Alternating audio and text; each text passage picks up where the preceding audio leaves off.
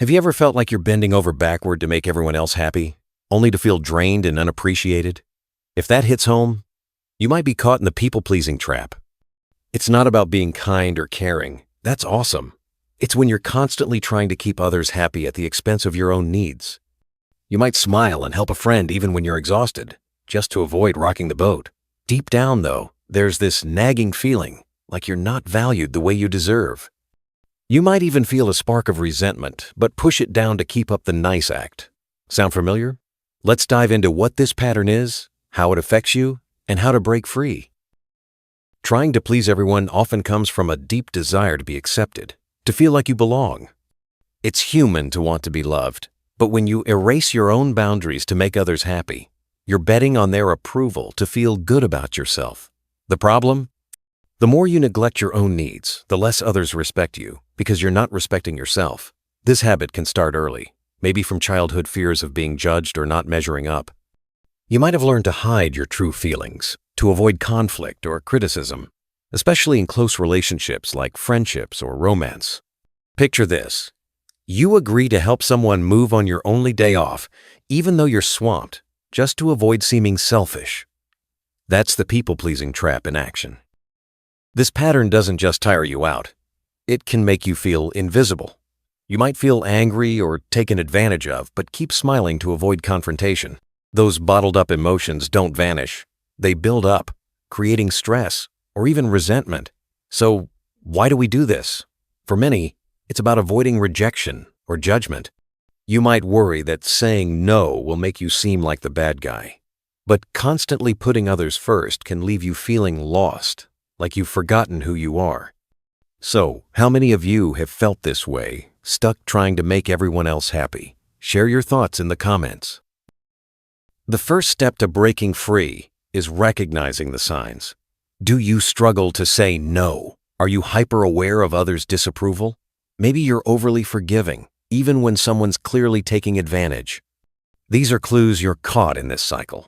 Over time, ignoring your own needs can lead to burnout or feeling like you're living for others' approval.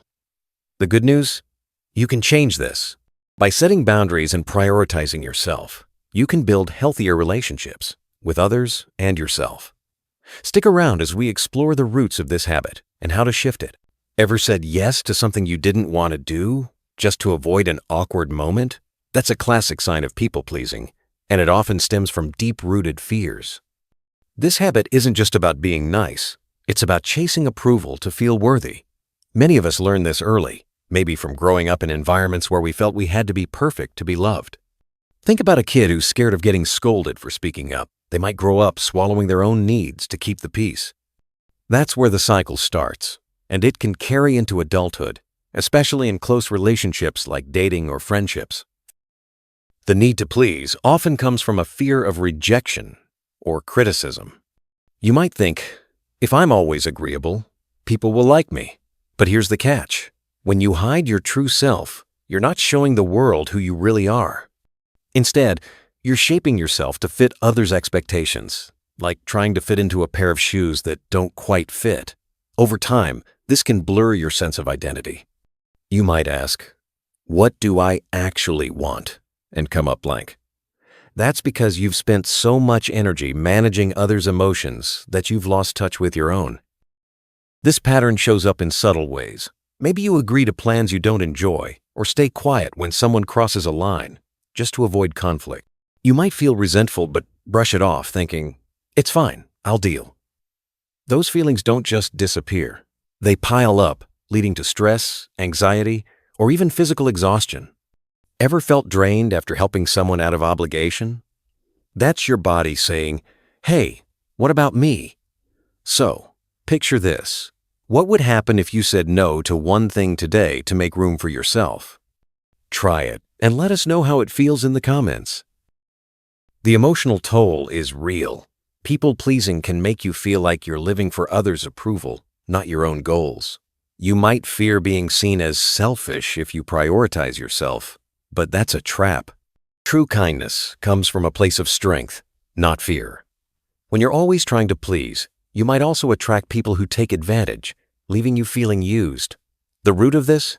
Often, It's a belief that you're not enough as you are. Recognizing this is the first step to breaking free.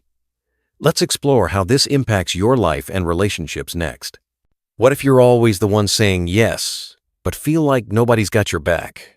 People-pleasing might seem like a way to build connections, but it can leave you feeling drained and disconnected.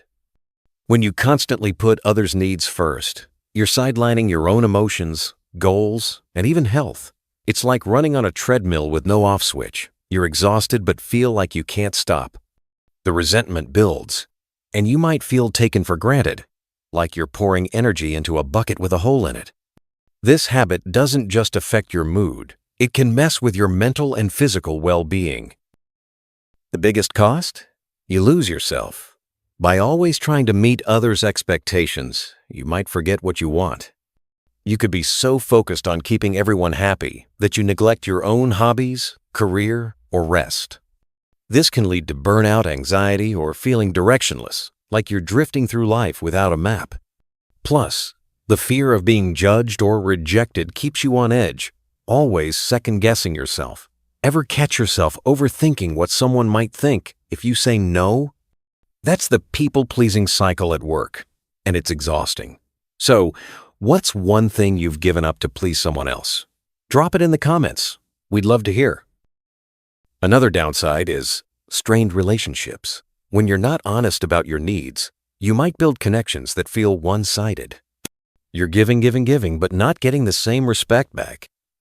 This can attract people who take advantage, leaving you feeling used or undervalued. And because you're suppressing your true feelings, you might hold back in relationships, avoiding real closeness. It's like building a friendship on a shaky foundation. It might look fine, but it's not authentic. Over time, this can make you feel isolated, even when you're surrounded by people. The root of this often lies in past experiences. Maybe you grew up feeling like you had to earn love by being good or avoiding conflict. Or perhaps you faced criticism that made you doubt your worth, so you started overcompensating to prove yourself. These fears of rejection, judgment, or not being enough drive the need to please. But here's the thing, you can't control how others see you, no matter how perfect you try to be. Recognizing this is key to breaking free. So, have you ever felt stuck in a relationship where you couldn't be yourself?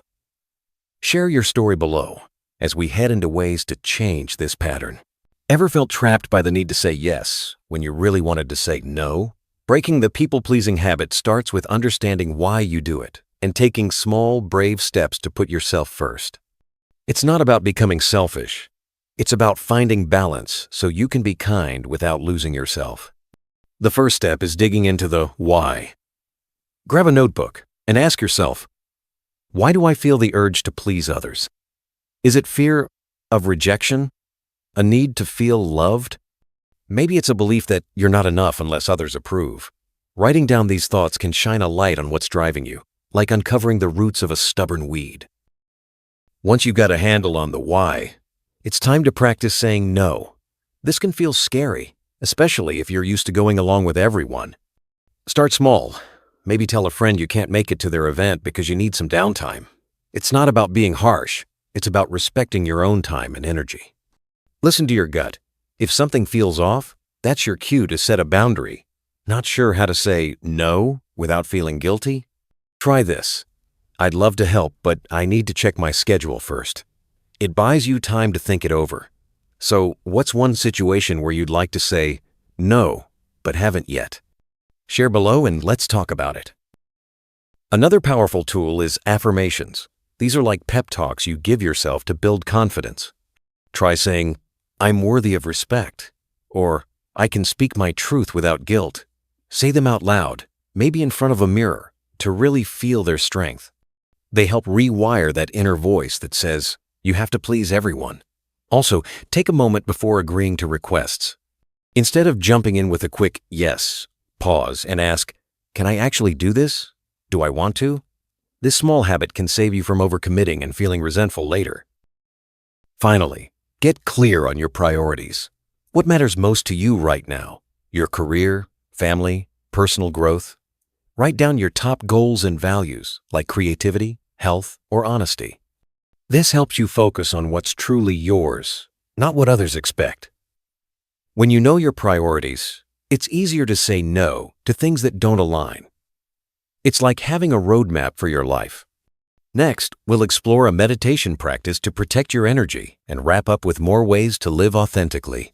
What would your life look like if you could be yourself without worrying about others' opinions? That's the goal of breaking free from people-pleasing, living authentically, while still being kind. One powerful way to do this is through a meditation practice that helps you set energetic boundaries. If you're into meditation, try this. Sit quietly, close your eyes, and take deep breaths to center yourself. Imagine a glowing golden bubble surrounding you, protecting your energy. Picture others' opinions or demands bouncing off this bubble, leaving you safe and grounded. This isn't about shutting people out. It's about choosing which energies you let in. Visualize only positive, constructive feedback getting through, while your sense of self stays strong. This practice helps you feel secure in your worth, so you don't need others' approval to feel good. It's like putting up a mental "do not disturb" sign when you need space. Not into meditation? No problem. Try journaling about what makes you feel valued, like your creativity, kindness, or strength. Ask yourself, if I wasn't trying to please anyone, what would I do differently? Write down 5 values that matter most to you, like freedom, honesty, or growth. These act as your personal compass, guiding you toward choices that feel true to you. So, what's one value you want to prioritize this week? Share it in the comments. Living authentically means helping others from a place of genuine care, not fear or obligation. When you set boundaries, you're not being selfish. You're making space to show up as your best self. This might mean saying, "I can't take on that project right now," or being honest about how you feel in a friendship. It's about trusting that you're enough, even if someone disagrees. Over time, this builds stronger, more honest relationships. People will respect you more when you respect yourself. Love this journey? Hit like and subscribe for more tips on living your truth. Breaking the people-pleasing habit takes practice and patience, but it's worth it. You'll feel lighter, more confident, and free to pursue what matters to you. Whether it's through meditation, journaling, or small acts of saying, "No," you're reclaiming your power. So, what's one step you'll take today to put yourself first? Drop it below, and let's keep this conversation going.